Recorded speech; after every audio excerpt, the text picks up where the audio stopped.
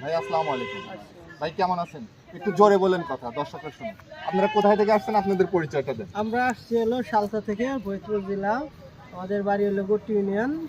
তা আমরা এই জায়গায় আসছি হলো, আমরা জানতাম যে এখানে গাভী আছে, তাই খোঁজে খোঁজে আপনাদের এখানে আসছি। তা এই জায়গায় আসছে অনেকে ভালো লাগলো, অনেকগুলো গাভী আছে। তো মানুষজন তো টাকা পয়সা নিয়ে আসতে ভয় পায় ফরিদপুর জেলা থেকে, তো এখানে কি ভয় আছে? ভয়ের কোনো না, কারণ কোনো আছে? ভয় নাই।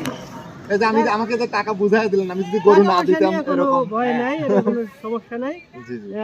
আসছি, গরু ভালো হয়েছে। তো আমার খামারে কি গরু থাকে ভরপুর? হ্যাঁ, ভরপুর গরু আছে। তো আমার দর্শকরা কি আসতে পারে? হ্যাঁ, অবশ্যই অবশ্যই। তো আমাদের আচরণ কেমন বা গরু কেমন বুঝলেন? ভালো ভালো, সবই ভালো।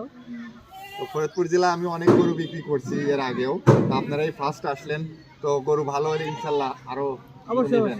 অবশ্যই অবশ্যই। হিলাল ভাই আমাদের দেশে কাজ করে, আমাদের গরুর বয়লি কাজ করে, উনি আমাদের নিয়ে আসছে, উনি এসে ওনাদের পছন্দ করে কিনে নিছে, কিন্তু উনি আমার কাছ থেকে 2-1 পয়সা নেয়ও নাই, জি জি। কোনো benefit আমরা নাই কোনো না। বেনিফিট ওনারে দেইও নাই। জি জি। হ্যাঁ, তো ফরিদপুর জেলার মানুষ কি ইমনের খামারে আসতে পারে নাকি? অবশ্যই হ্যাঁ।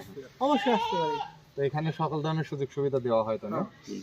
সকল ধরনের সুযোগ সুবিধা। তো ঠিক আছে, আপনারা ভালো থাকবেন। আসসালামু আলাইকুম। আসসালামু আলাইকুম।